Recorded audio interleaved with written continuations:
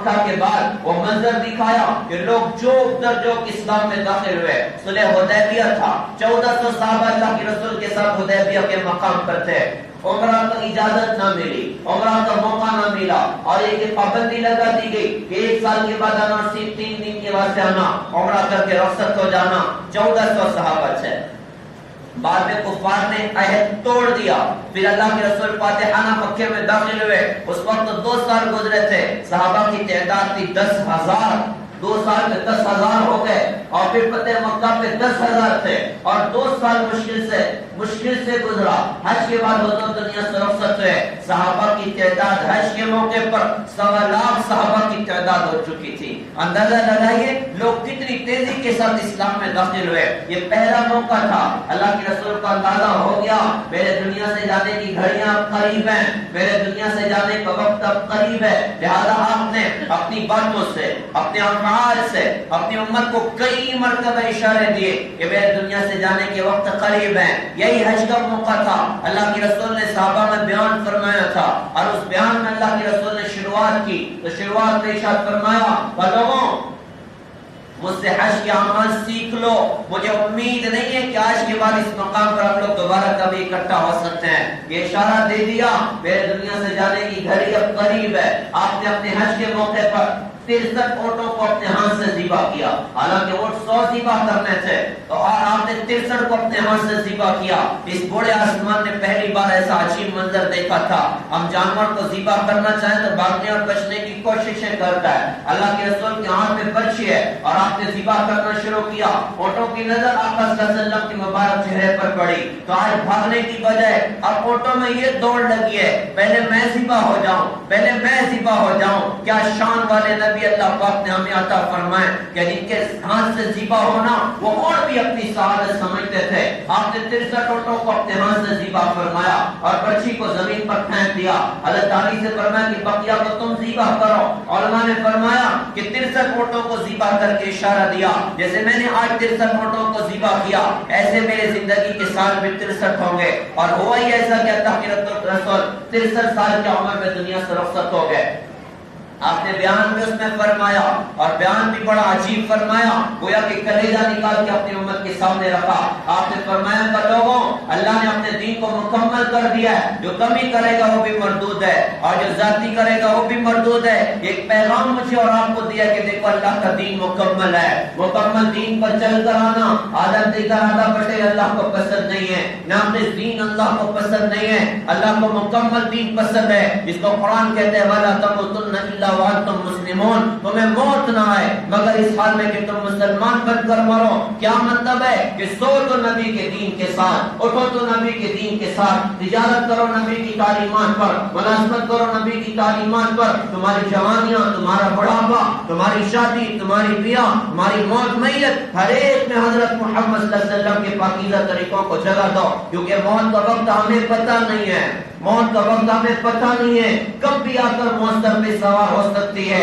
لہذا یہ تعلیم دی کہ ہر موقع پر اللہ کی شریعت کو, اللہ کے دین کو اپنی زندگی میں جگہ دو. لہذا تم جب مرو گے, اگر تم نے اللہ کے احکامات پر عمل کیا, اسلام پر تمہیں موت آئے گی. میں سوچتا ہوں تو حیران ہو جاتا ہوں کہ کیا پیارا دین اللہ پاک نے ہمیں اپنے نبی حضرت محمد صلی اللہ علیہ وسلم کی برکتوں سے دیا. ایک تاجر ہے, اس کو تجارت چھوڑنے کی بات نہیں کہی, بلکہ کہا کہ تجارت کرو امانت داری کے ساتھ, دیانت داری کے ساتھ, اس میں چھوٹ نہ ہو, اس میں سود نہ ہو, اس میں دھوکہ نہ ہو. وہ امانت داری کے ساتھ تجارت کر رہا ہے. ہو سکتا ہے کہ پیسے موجتے موت آ جائے, پیسے کاؤنٹ کرتے موت آ جائے. دنیا کہے گی دیکھو دنیا پر ہے. میں اللہ کی قسم کھا کے اللہ کے گھر پہ بیٹھ کر کہتا ہوں, اگر یہ تاجر دیانتداری سے تجارت کرتا تھا, امانت داری سے تجارت کرتا تھا, دنیا تو کہے گی پیسے پر مرا. اللہ کے فضل سے پر امید ہو کر کہتا ہوں وہ پیسے پر نہیں مرا, ہمارے آقا حضرت محمد صلی اللہ علیہ وسلم کے دین پر مرا ہے, وہ آپ کی پاکیزہ تعلیمات پر مرا ہے.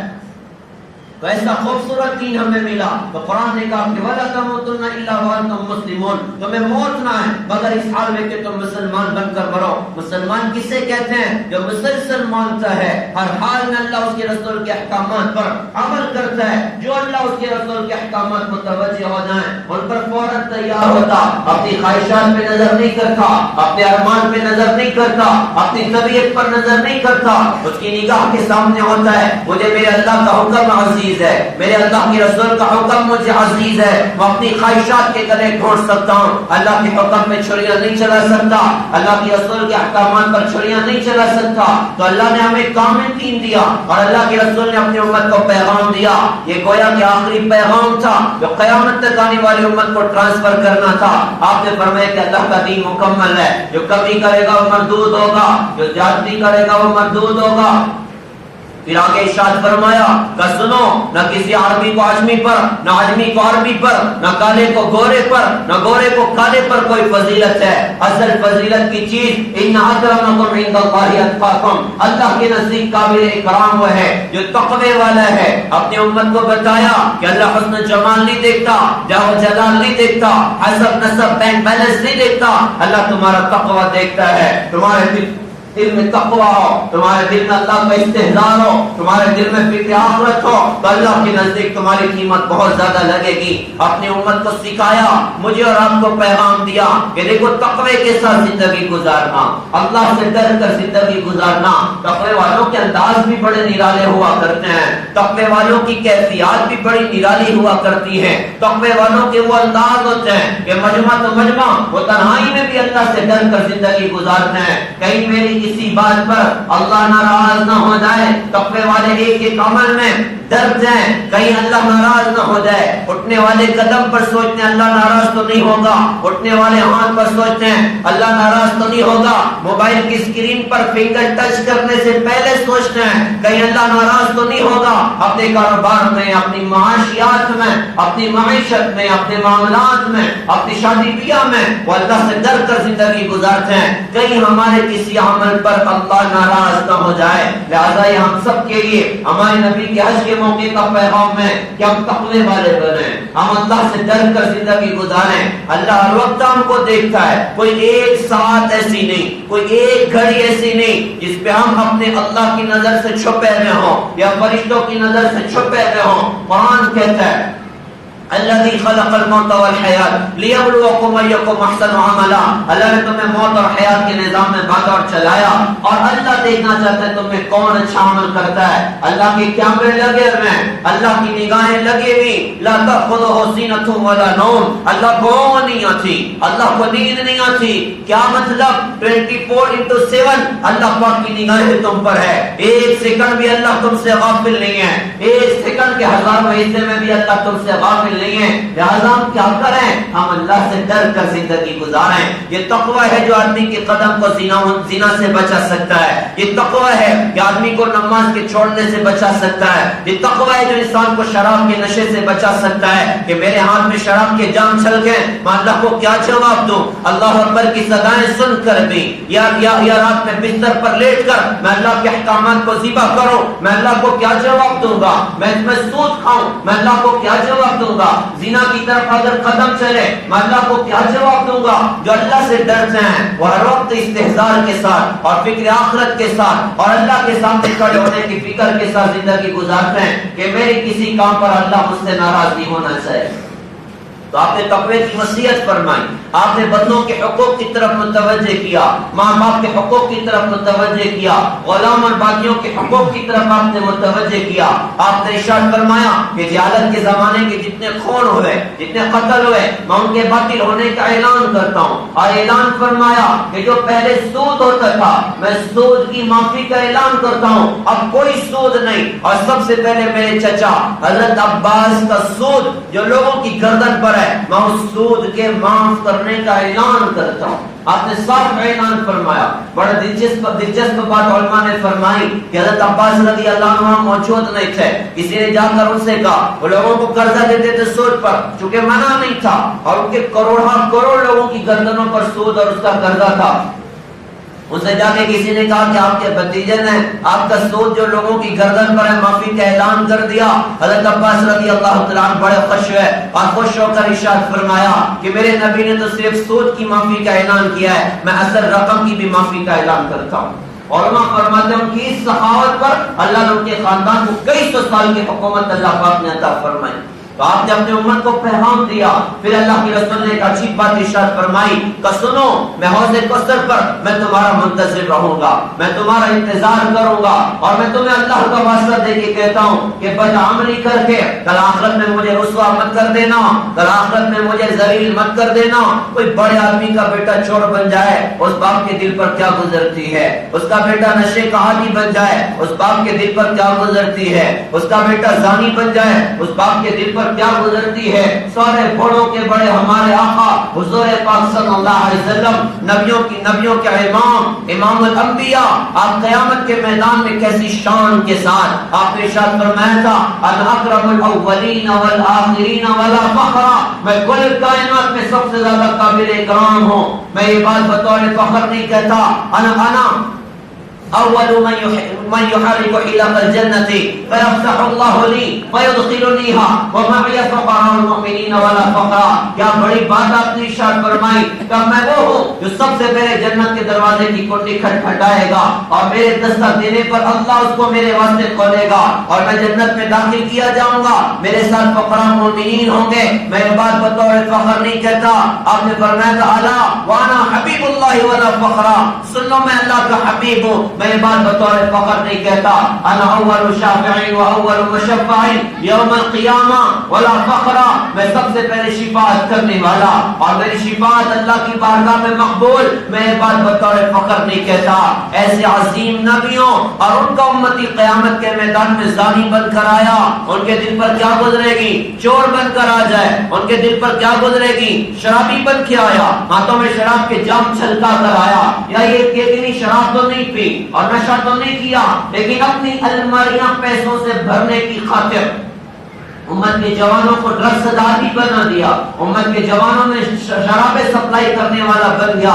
تو اللہ کے رسول حضرت محمد صلی اللہ علیہ وسلم کے دل پر کیا گزرے گی؟ تو آپ نے ارشاد فرمایا تھا کہ میں تمہیں اللہ کا واسطہ دے کے کہتا ہوں بدعملی کر کے کل آخرت میں مجھے رسوا مت کر دینا۔ پھر آپ نے ارشاد فرمایا کہ سنو، میں حوض کوثر پر ہوگا تو بہت سے لوگ میری طرف بڑھیں گے، اللہ ہمیں وہ سعادت عطا فرمائے کہ ہم حضرت کے پاس جائیں، حضرت کے سینے سے ملنے کا موقع مل جائے، اور کہ آپ کے دست مبارک سے آپ کوثر مل جائے۔ آپ نے فرمایا کہ بہت سے لوگ آئیں گے، لیکن بعض لوگوں کو دھکا مار کے پیچھے کیا جائے گا۔ میں فرشتوں سے کہوں گا کیوں دھکے مارتے ہو؟ میرے ہی لوگ ہیں۔ فرشتے کہیں گے حضرت آپ کو نہیں پتا، انہوں نے آپ کے بعد آپ کے دین کو بدل دیا تھا، تبدیل کر دیا تھا۔ اللہ کے رسول نے ارشاد فرمایا کہ پھر میں بھی کہوں گا کہ تم مجھ سے دور ہو جاؤ، تم نے میرے بعد میرے دین کو تبدیل کر کے رکھ دیا تھا۔ اللہ تعالیٰ حفاظت فرمائے کہ جب اللہ کے رسول ہی پیچھے کر دے تو کون ہمیں اپنے سے قریب کرے گا؟ آپ نے اپنی امت کو یہ پیغام دیا۔ پھر آپ نے صحابہ سے پوچھا الا هل بلغت، کیا میں نے تم تک اللہ کا پیغام پہنچا دیا؟ تو انہوں نے کہا قد بلغت الرسالہ وادیت الامانہ ونصحت الامہ، آپ نے رسالت کا حق ادا کر دیا، آپ نے ہمارے ساتھ خیر خائی کا معاملہ کیا، آپ ہماری ہر خیر ہمیں دے کر جا رہے ہیں۔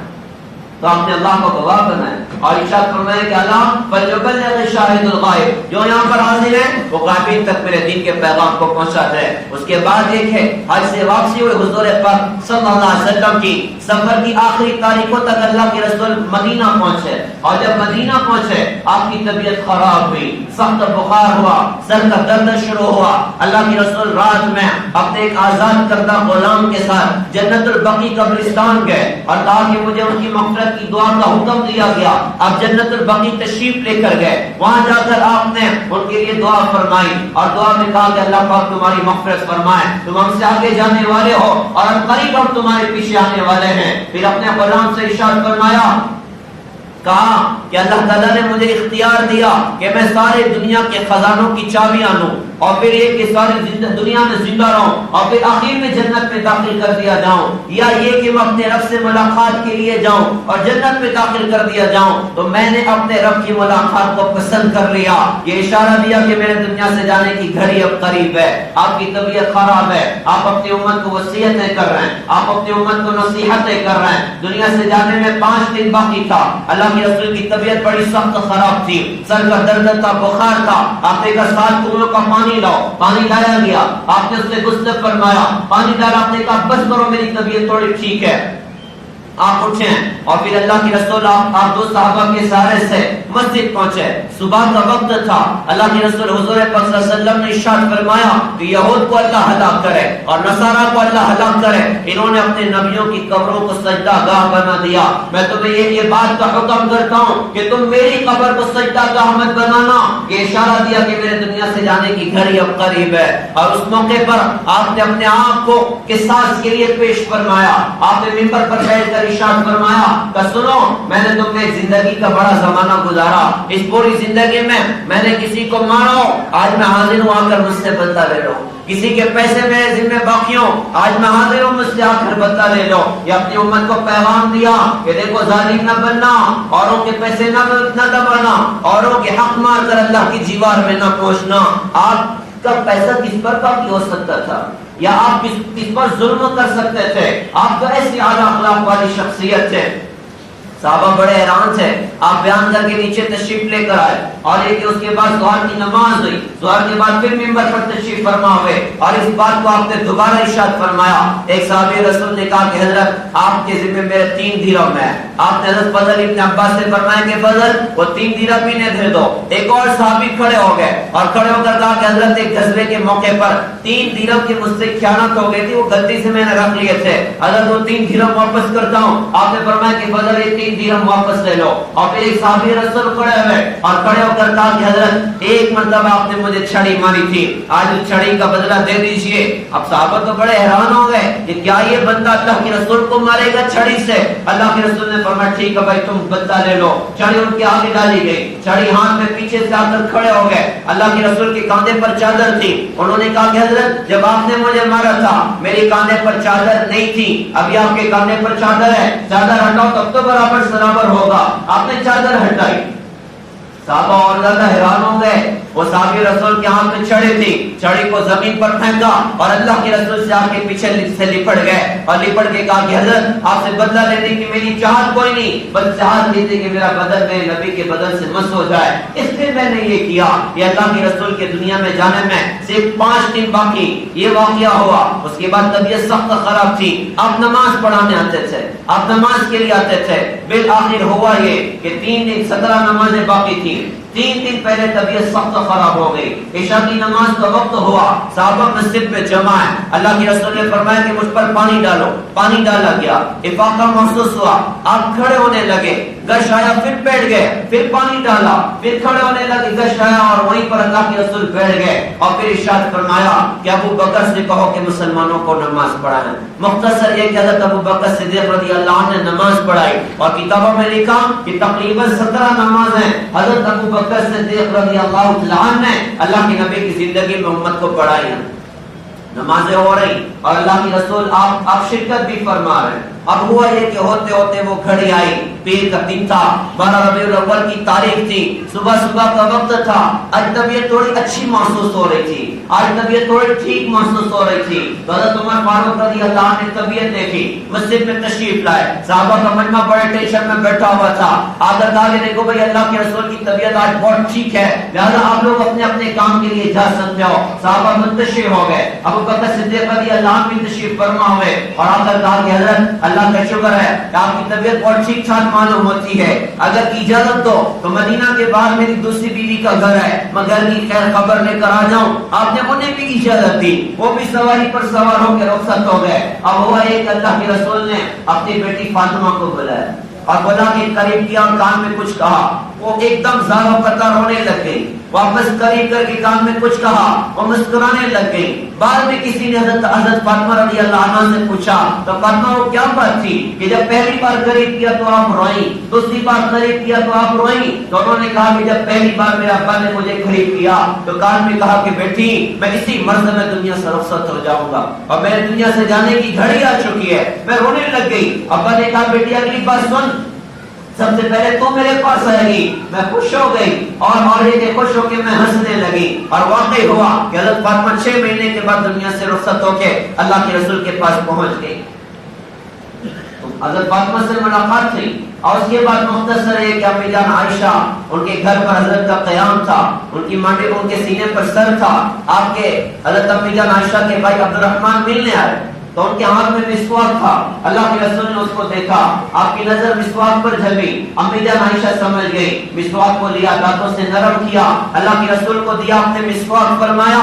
آپ کی زندگی کا آخر ترین عمل مسواک ہے، اور درد کی بات ہے کہ امت کا 99% طبقہ مسواک کی سنت سے محروم ہے، مسواک کی سنت سے محروم ہے۔ کتنی بڑی دولت ہے مسواک کا اہتمام، ہم مسواک کا اہتمام کریں۔ آپ نے مسواک کیا، اس کے بعد اللہ کے رسول حضور پاک صلی اللہ علیہ وسلم آپ نے امی جان عائشہ ارشاد فرماتی اپنے سیدھے ہاتھ کو آسمان کی طرف اٹھایا، شہادت کی انگلی اٹھائی اور آپ نے ارشاد فرمایا میں نے قریب اپنا کان کیا۔ آپ آہستہ سے کہہ رہے تھے مع الذین انعم اللہ علیہم من النبیین والصدیقین والشہداء والصالحین اللہم اغفر لی وارحمنی اللہم بالرفیق الاعلی اللہم بالرفیق الاعلی الحقنی بالرفیق الاعلی۔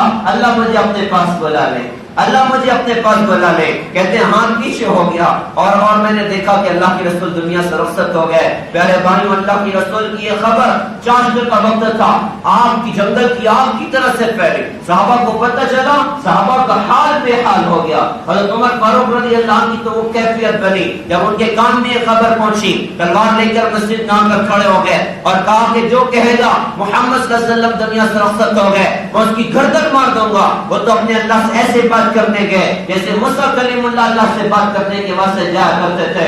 حضرت عثمان کی غم کی وجہ سے آواز بند ہو گئی، حضرت علی کی آواز بند ہو گئی، حضرت ابو بکر صدیق رضی اللہ عنہ کا حال بھی بڑا عجیب، صحابہ کا حال بڑا عجیب۔ ظہر کا وقت ہوا، کسی نے حضرت بلال سے کہا بلال اذان دو، وہ اذان دینے کھڑے ہوئے، اللہ اکبر اللہ اکبر، اشہد ان لا الہ الا اللہ اشہد ان محمد رسول اللہ۔ اس جملے پر پہنچے تو جملہ پورا نہ کر سکے، رو رو کر آواز بند ہو گئی اور کہا کہ جب اذان دیتا تھا اپنے نبی کو اپنے سامنے موجود پاتا تھا، آج اذان دیتا ہوں حضور کو سامنے نہیں پاتا، لہذا قسم کھاتا ہوں کبھی اذان نہ دوں گا، کبھی اذان نہ دوں گا۔ اور واقع ہوا کہ کبھی اذان نہ دی، بڑے بات کے موقع پہ کبھی اذان دی تھی، اور اللہ کے رسول کی جگہ کو خالی دیکھنا مشکل ہوا، چھوڑ کر اللہ کی راہ کے جہاد میں نکلے، اور یہ کہ 1 سال تک لوٹ کے مدینہ نہ آئے۔ اللہ کے رسول کی خواب میں زیارت تھی، کہا کہ بلال یہ کیا ظلم ہے، مجھ سے ملنے کبھی مدینہ نہیں آتا۔ وہ خواب دیکھا تو آنکھ کھلی بے قرار ہو گئے، عشق و محبت میں ایسا مست ہوئے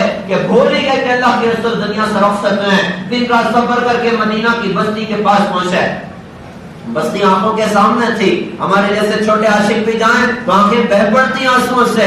حضرت بلال جیسا بڑا عاشق آج مدینہ لوٹا ہے، آپ نے مدینہ کی بستی کو دیکھا، بے ساختہ پکارنا شروع کیا، یا رسول اللہ میں تو آگے آپ کدھر ہیں، یا رسول اللہ میں تو آگے آپ کہاں ہیں، یا رسول اللہ میں تو آگے آپ کہاں ہیں۔ جب مسجد نبی پہنچے تو خیال آیا کہ حضرت تو دنیا سے رخصت ہو چکے ہیں، رو رو کر برا حال ہوا۔ صحابہ نے بھی بلال رضی اللہ عنہ کو بڑے زمانوں کے بعد دیکھا تھا، وہ چاہتے تھے کہ بڑا زمانہ گزرا، حضور کے زمانے کی اذان نہیں سنی ہے، تو حسن حسین رضی اللہ عنہما سے کہا کہ تم دونوں ذرا اسے کہو نا، تو دونوں حاضر ہو گئے۔ چچا جان آپ سے ایک درخواست کرنا چاہتے ہیں، فرمایا بچوں کے اوپر تو جان قربان ہے، بتاؤ کیا حکم ہے۔ کہتے حضرت آپ ہمارے نانا کے واسطے اذان دیتے تھے، آج ایک بار ہمارے واسطے اذان دے دو۔ آنکھ میں آنسو آ گئے اور رو کر فرمایا کہ بچوں ٹھیک ہے میں اپنی قسم توڑتا ہوں، میں فدیہ دوں گا، میں تمہاری بات پوری کرتا ہوں۔ اذان دینا شروع کی، مسجد نبوی سے اللہ کے رسول کے زمانے کی اذان بنا گئی، پورے مدینہ میں کوہرام مچا، لوگ گھروں سے روتے ہوئے نکل گئے،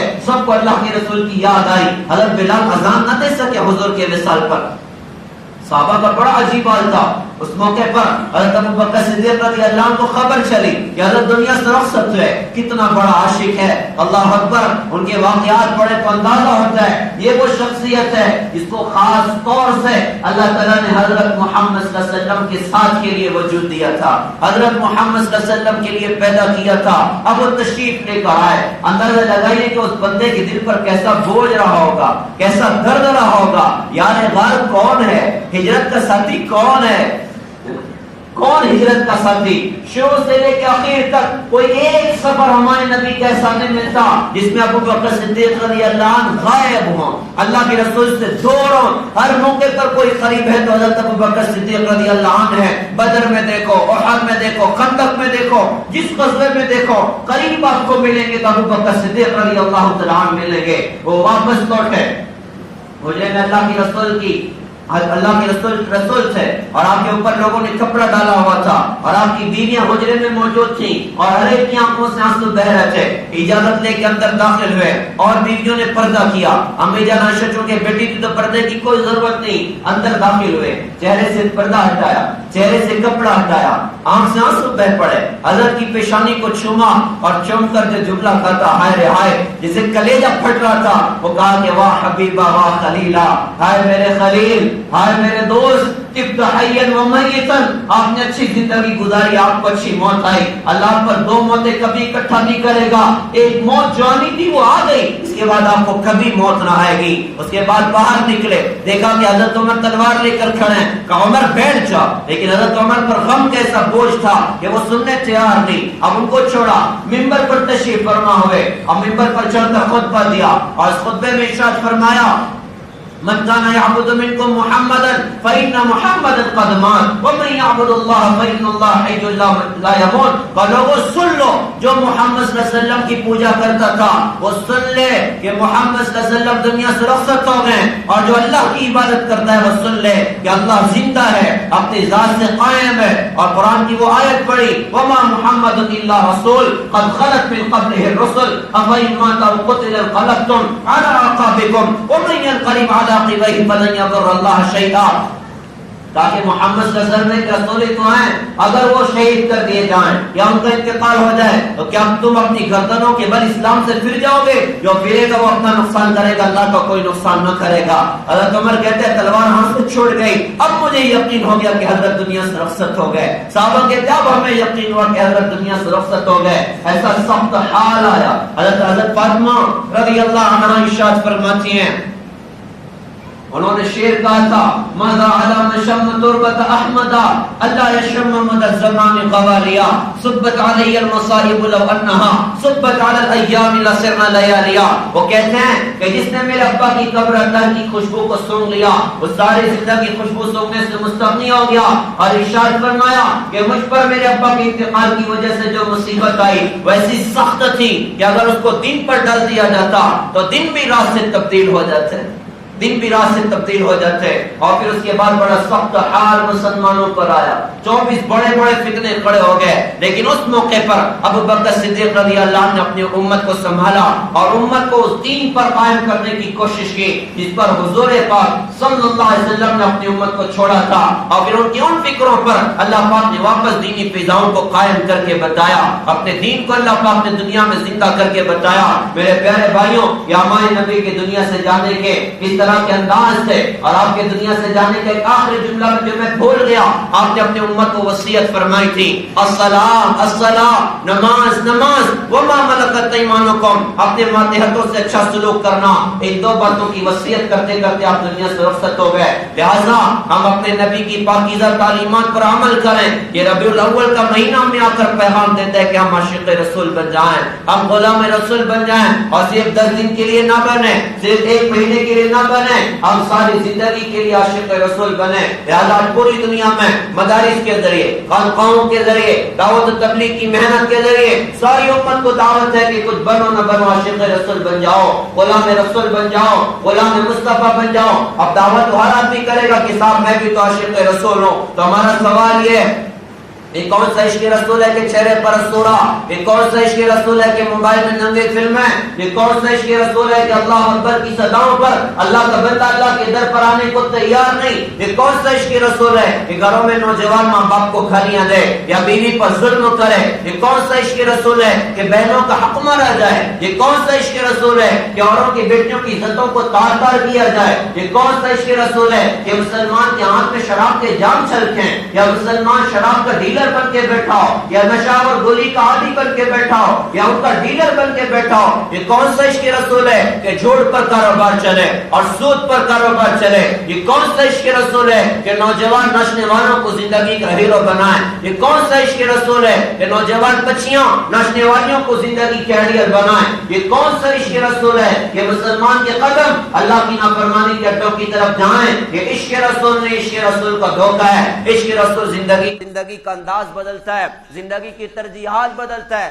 لہذا پیارے بھائیوں، یہ جمعہ کی گھڑیاں اللہ پاک نے ہمیں عطا فرمائیں۔ یہ جمعہ کے بیانات یہ واہ واہ کے لیے نہیں ہوتے، یہ تو زندگی کے انقلاب کے لیے ہوا کرتے ہیں، یہ زندگی کی تبدیلی کے لیے ہوا کرتے ہیں۔ سالوں گزر گیا بیان سنتے سنتے، سالوں گزر گیا بیان کرتے کرتے، آؤ نا بھائی اب تو کچھ توبہ کے عزم کریں، آؤ نا اب تو زندگی کی تبدیلی کے عزم کریں، آؤ نا اب تو یہ عزم کریں انشاءاللہ اب جئیں گے نبی کے عاشق بن کر اور مریں گے انشاءاللہ نبی کے عاشق بن کر۔ ہمیں بے وقوف دنیا کی پرواہ کوئی نہیں، دنیا کہے گی ایسی بھرپور جوانی میں داڑھی رکھ لیا تجھے لڑکی کون دے گا؟ ہمیں بے وقوف دنیا کی پرواہ کوئی نہیں، ہمیں پرواہ اپنے اللہ کی ہونا چاہیے، ہمیں پرواہ اپنے حبیب حضرت محمد صلی اللہ علیہ وسلم کی ہونا چاہیے۔ لہذا یہ عزم ہو کہ اب ان کی سنتوں پر جئیں گے، ان کی سنتوں پر مریں گے، اپنے گھر میں ان کا دین انشاءاللہ زندہ کریں گے۔ اللہ تعالیٰ سے دعا ہے کہ اللہ ہمیں توفیق عطا فرمائیں۔ اب اس دین کو سیکھنا بھی ہے، سارے عالم میں زندہ کرنا بھی ہے۔